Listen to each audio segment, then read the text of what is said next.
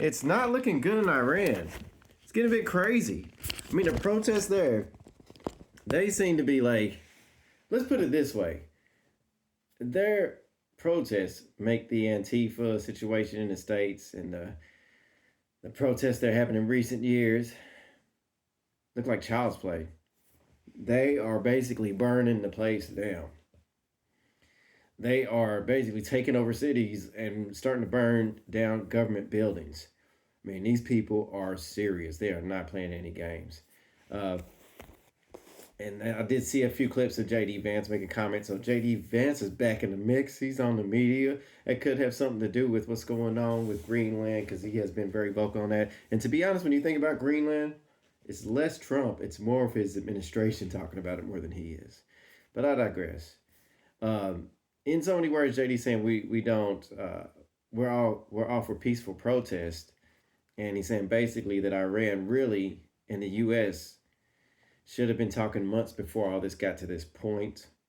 Because basically, my understanding is Iran wasn't too keen on speaking with the U.S., obviously because of the sanctions. But to be honest, were the sanctions even effective? Because they were just getting around them, as you noticed, with the shadow fleets. You know, the ones that the U.S. are chasing now, the one that was Guyanese and then all of a sudden Russian. Yeah, that one came from Iran. Yeah, some food for thought there, ain't it? It makes you think, what's really going on? But I do get what JD's saying.